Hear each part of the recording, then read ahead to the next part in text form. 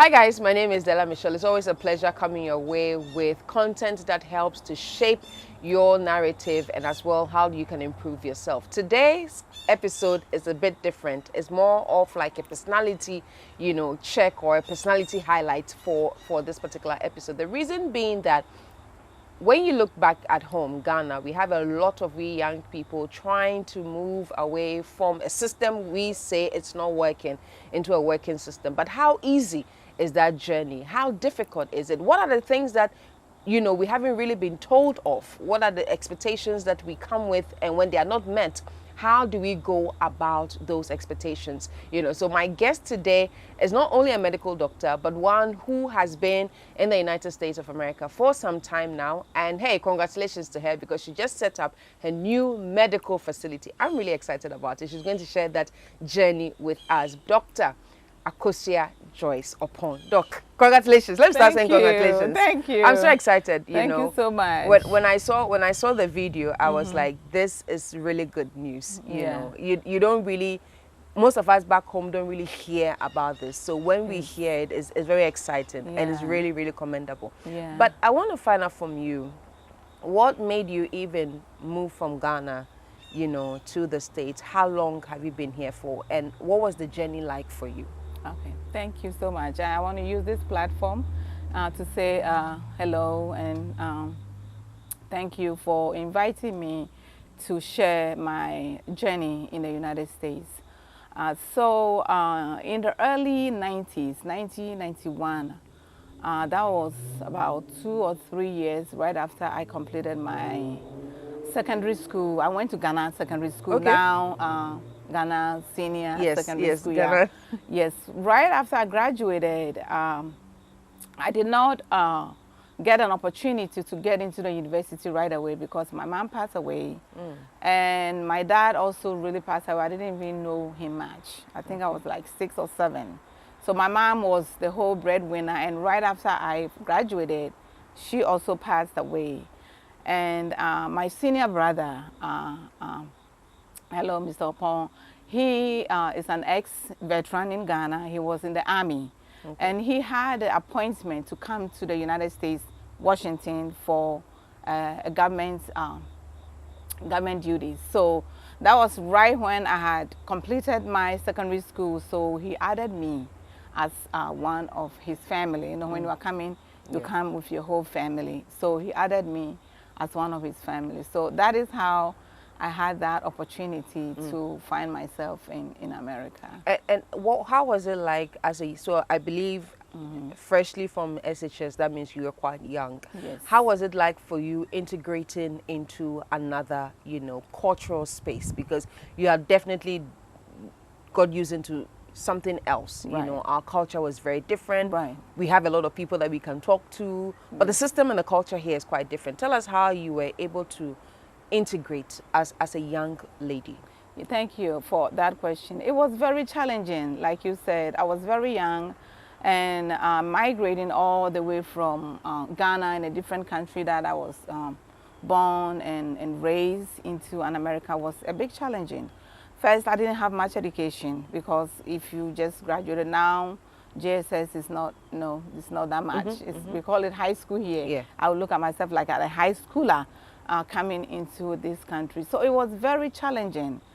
So what I did was, I had always wanted to, when my mom died, I had always wanted to know what happened, what went wrong in Ghana. Because I remember that when we go to the Kolebu, the doctors meet, the midwives, those that wear the white yes. dresses, they meet, in groups, and then they discuss, and then they will come and give us the results, the treatment plan and stuff like that. Very, very naive, didn't know anything about it. And when I grew up a little, I realized it was something very small. We call it ovarian cancer. Very, very something small that right now we can treat it like a headache or stomachache or something. So for this small disease or illness to take my mother away, I got very interested in being able to be in a position that I can be, one, an advocate, to provide a better service for my community, and also to understand the medical system because you can only understand what is going on when you have knowledge about that. So as a young person that came to America, that thought was in my head. So I had a vision that I wanted to pursue it, and it was very difficult. My career, I started it as a nurse. We call it a registered nurse, because I figured that for me to be able to get into the medical field in this country that they are very so calling it, you know, the big America, they might want to make sure you are fit and you be able to perform the duties that they will entrust in you. So I said, no, well, let me try putting my feet in a hospital. So I started as a medical, as we call it, a technician. So I became a nurse tech in one of the hospitals. It's called Suburban Hospital in Bethesda. That's why I started my journey. And when I was in that environment, I was very exposed. I was very exposed to the medical team, to the diseases, to how the medicine in America runs. So I had more interest, I had more vision. My vision went deeper and higher, wanting to know more. So as a young tech, you have to be able to balance your work and then be able to go to school. So that was a plan that I have to execute. How am I going to do this? If it is my vision, how am I going to do that? But for God being so good, I had an opportunity and I met and a mentor, my manager. I just went to her office and I told her, this is what I want to be. And she said, I'll work with your schedule. If you find a school that you want to go, I'll work with your schedule. So God brought people my way. Despite the challenges, God brought people my way to help me utilize the system and also to show me and guide me how I can get on my feet. You know, back home in Ghana, we have the family system where everybody chips into what you do. Right. You know, aside you having your nuclear family, there's the external family, then there's even the societal family where everybody's business is everybody's business. Yes. You know, how was that for you? Did you get that sense of belonging even when you started your young career here? Was there like maybe a Ghanaian community that was open to support you one way or the other? No, I would say when you arrive like that, and as young as I was, there was no support like that.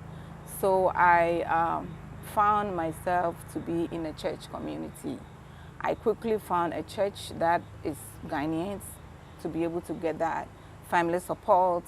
So that is where I started forming up a family over there. And when I started going to that church, I also decided to do something. I have to get involved.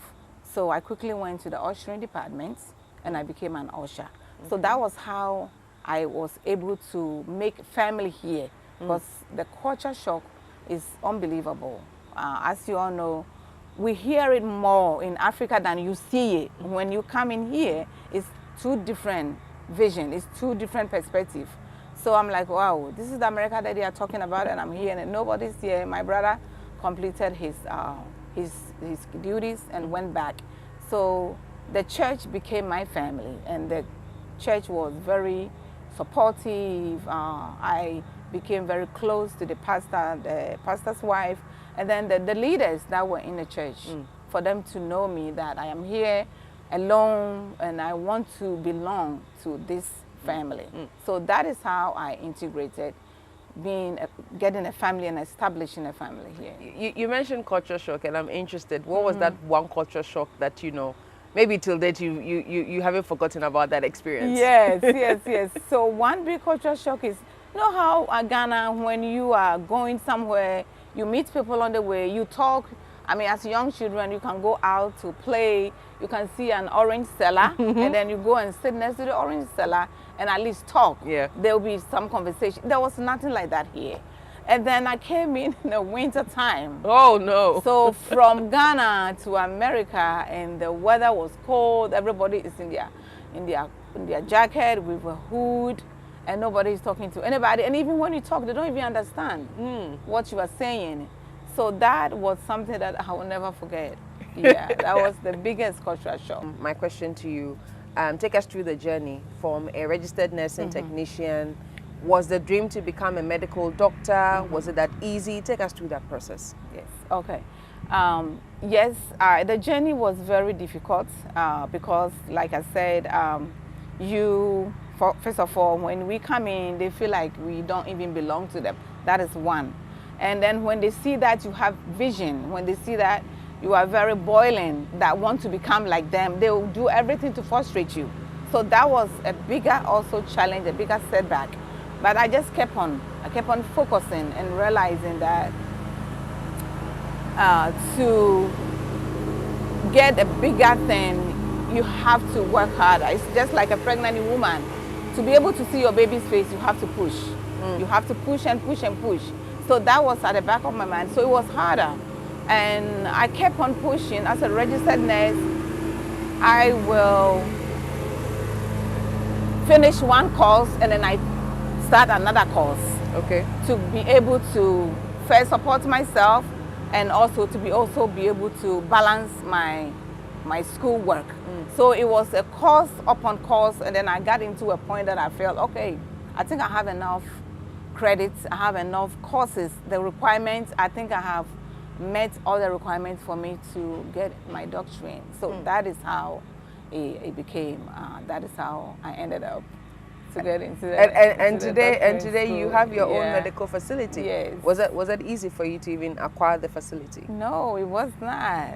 It was not easy at all. So they have to know who you are, of course. So they will scrutinize you and make sure that your hands are clean. I want to make sure you have no background, criminal records, because you are coming to provide care to the vulnerable, to the community. So that was also another challenge that you have to go through. But again, God brought another person in my way to help me do all the credentialing. We call it credentialing.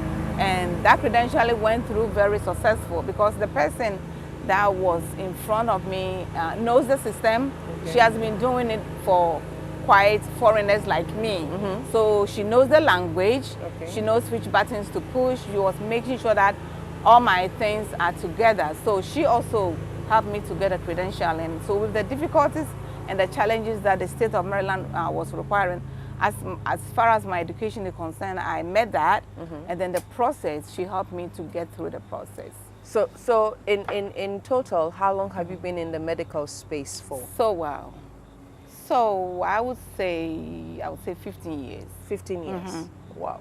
I would say 15 years. And in all this, you were at the hospital and you were building yourself as you were going on? Yes, I was at the hospital. I'm sure you've heard a lot of, reportage about many of we young people coming to the States. First of all, do you think for all the period you've been here since 1991, 1992, do you think you're living the American dream? Is there anything like the American dream to even begin with? This is a very controversial question, but it's a situation. I'm going to just use me as an example. It's very controversial because no matter how I say it, and no matter how I explain it, it is very difficult for people back home to understand. Yeah, except you have been here, lived it, and then when I explain it, you'll be able to get it and say, okay, I think she's making sense. The American dream, you make it.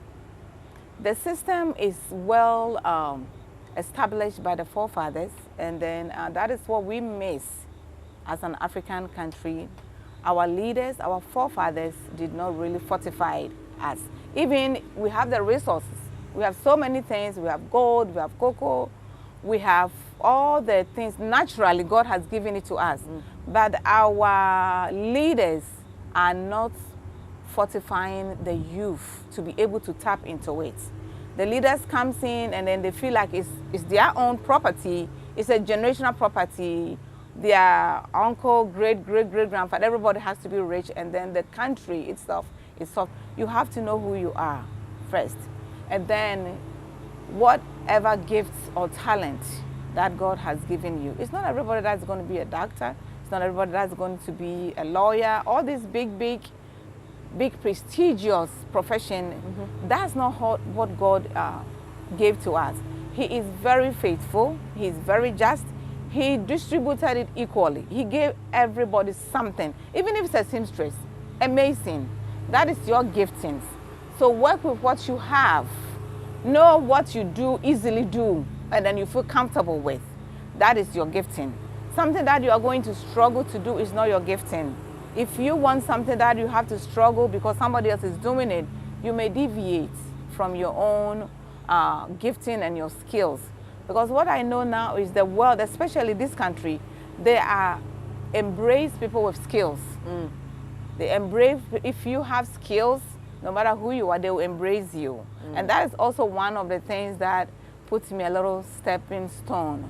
The mentors that I met, they saw that there was something in me that I can also offer.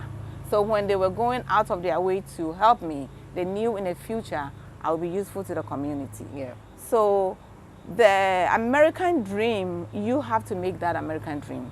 When you land in this country and you have all the resources, your decisions, your choices, it is what is going to make you live the American dream. It will not be given to you on a pedestal. An example of a good resource in this country is, as compared to Africa, if you are a young person, let's say you sell pure water, you want to go to nursing school.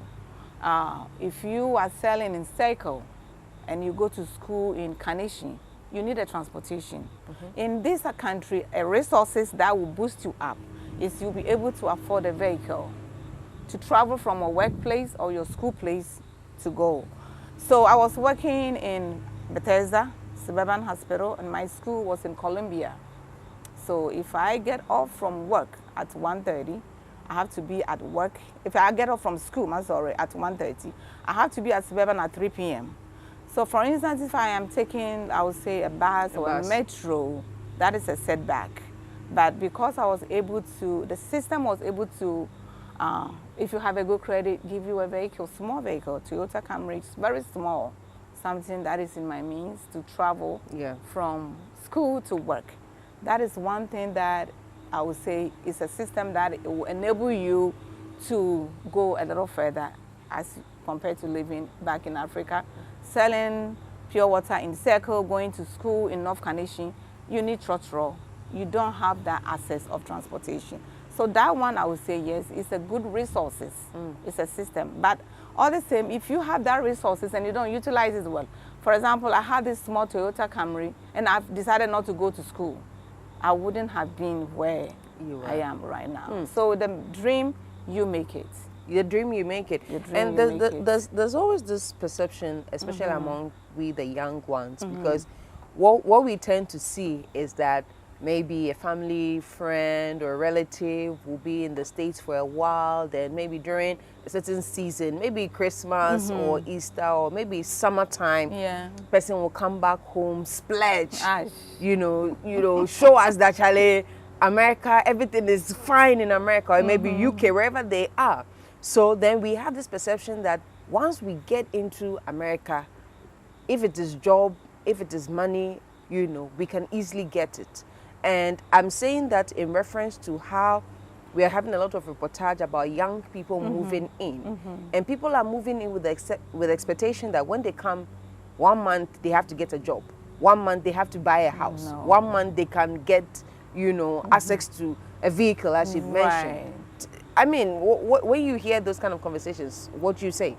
When I hear that kind of conversation, I feel like, oh, we need a lot of education. Our youth need education. I just told you I have been in this medical field for 15 years. It has not included how long I've been in this country. That is just me fighting through becoming who I have become. It was a very long journey. That is not true. You get, if you have the opportunity to get a visa to UK, to US, to Germany or anything, it's a struggle. I remember quite some time people were stranded in Libya. They were calling the Honorable Kennedy Japan to come and help them bring them out. I am sure when I look at that video, I said, oh my goodness, you would have been better off selling pure water. I know a lot of people that have been serious and holding on to what they have, and all of them are making it in Ghana. So that conception is very, very wrong. It's not what, that's what not it is. like I said earlier on, if you have a skill, if you have something that you are doing and you are doing it well and that is your talent, hold on to that. Hold on to that, because coming into America, first of all, it's not easy to come in. Some people will even just go sell their properties, you know, or they will do some kalabule thing. If they are working with a person, just steal the money, saying, oh, when I get to America, I'll come back and pay it in a month. That is not true. You end up here and you will not be successful. Because first of all, you have made somebody cry. Yeah. You have made somebody cry. You have collapsed somebody's business. So when you arrive here, the blessing is not on you. You will be struggling even to make ends meet. And then to be able to go pay that money back, you cannot do it because you did not find the right way. In as much if you were with that lady being a store girl, a store boy, and then coming out to that owner of the store, you know what, I want to go to school. I feel like I will be good in seamstress. I want to go to learn seamstress. Can you help me? Or I think I'll be good in carpentry. Can you help me? And if that store owner came out of his or her heart to say, okay, let me take you to go learn a skills, you could have used that skills to do something back home. And even if you had opportunity to travel, you are coming in with a skill, a clean skill that you have it yourself. So in that, if you are landed here and you end up being in one of the furniture stores, you say, hey, I have a carpentry skills. Right there and then, once you show them that you can do the job that they give to you, that will put you a little up. Yes. So the youth they should know who they are, what they have, the skills, the talent that they have. Hold on to it, work with it, because I can tell there are a lot of people that are back home. Just to mention a few, Dr. Despite never travel. Another one, Dr. Enes Ofori, something, I don't remember the last, never traveled. And a lot of them, just that only two, just to mention a few. And if you go to their background, Dr. Despite was a cassette seller at the UTC. And he held on. He realized that his is media. He started as a cassette seller, and now look at where God has brought him. So it's interesting you mentioned a few of these skills back home, or jobs like selling pure water, carpentry, and all that. Right. And I've had conversations with people who are here in the States, and they say, Della, let me tell you the truth. Here, there's dignity in the jobs that we do. Yes. Sometimes you can hear people in comparison, oh, when you go to America, oh, you're going to clean, you know, people's, take care of old people, change diapers. And it's like there's some kind of condescending approach to that. You know, people feel like, oh, you're going to brush the teeth of a horse, you're going to do this, you're going to do this. And we ask ourselves that if people who even have six-figure jobs, you know, in certain parts of the world, still do professions like DoorDash or Uber Eats, or, you know, those kind, and they find dignity in it, why don't we have that kind of approach back home? Do you think that would even help us in any way? That's what I'm saying. All boils up to an education, you know, and using platforms like this, hopefully somebody will truly get the message, and it is true message that I'm sharing. People are doing the same thing. Taxi is a Uber, same thing here. Yeah, but because we have not put that dignity in it, we always have that that idea that, oh, if I go to America, or if I travel abroad, so we are not putting that dignity into what we are doing. Whereas if we put dignity and say, okay, now I found myself a small taxi running from Circle to Kanishi. Let me focus on this. Let me pray, because the blessings of man maketh one rich. And he adds no sorrow to it. But if you feel like you're just going to do last job, let me just, you know, this car owner, let me just give 200 cedis to him and then take 500 from me. Of course, already you have already deviated from your own sources. So some of the things I was looking at Honorable Kennedy Japan's interview last week, and he was saying that it's because of our mentality in the way we perceive abroad, and then our dishonesty is also one of the things that is not really making us go far in life. So the idea, the education, he claims if he wins, becomes president, yes, he will educate. The education is very, very important. He knows. He wasn't living in New York. He was a taxi driver. So he knows the two cultures. Yeah. So he also see what I am seeing, that if you are very honest and you take your job seriously, whatever you have, and you do your job well diligently, and you are living back home, you will make it. Yeah. And put dignity in what you do. I've been seeing some people selling roasted plantain. cocoa, right? Yeah. It's Roasted called Coffee plantain. Broke Man. Yes. Yeah. Yes. He has his tie on. Yeah. He has his apron. He treats people with respect. Customer service is awesome. Yeah. Somebody like that, he is taking dignity in what he's doing. He's selling cocoa and his dignity. You may end up in Maryland here selling the same cocoa, and you will not even enjoy the freedom. Yeah. You will not even enjoy the, the respect that you deserve to be respected, as Kofi is doing in back home. So I think our mentality and education is what the youth needs to know. They need to find a skill, Yeah. What you do well. Something that when you get up in the morning, you can easily do. If you see a 5-year-old, a 6-year-old, and he or she is putting in tomato, onion, and stuff like that, that is a caterer right there. But our parents also, I will use this platform to advise and to recommend whatever you see your child doing, equip, support, nurture him or her. Don't be thinking, oh, why tomato, why onions, why catering? Yeah. No, I want this one to be a lawyer. No, you are putting him or her out from where God had sent. When we were all created in the womb, God gave us our skills. So if you see your child doing something, as a mother, please encourage. If that child started putting woods together and making fire, he's going to be a charcoal manufacturer. That is a skill. That is a job. Who knows, one day he will be selling all these big, big cans of charcoal. Yeah. So whatever that the youth found themselves in doing, do it well. Abroad is not only the solution. If you live back home and you live honesty and you work hard, you will make it better. If you look at how many years that I've put in here, if I was in Ghana now, I was even selling ice water. I'm sure I would have been a ice water chief or executive. Yeah. You know what I mean? Yeah. Executive of ice water now. So hold on to what you have, know who you are, do what you have well. And when God says He's going to lift you up from grace to grace, He doesn't work and He will not consult anybody. Yeah. He will do it. You do. Rather than you looking into another deceitful way or trying to be rich just one day or becoming who you are not there just in overnight. That is not realistic. You'll be able to end up in America, and because you did not use the right means, you end up going back home with empty hands. You end up going back home with empty hands. Honesty, education, mentality. These are the things that Dr. Keith shared with us. And I'm very happy that I've had this conversation with you. Your story is inspiring to me, and to other young people. Irrespective of how many years you've even been, whether in America or UK, it's still inspiring. It means you need to put in the work. So thank you so much for your time. Any final words you have for us? Anything you want to end up with? Yeah, so my final words as the youth, I've always wanted to be a mentor.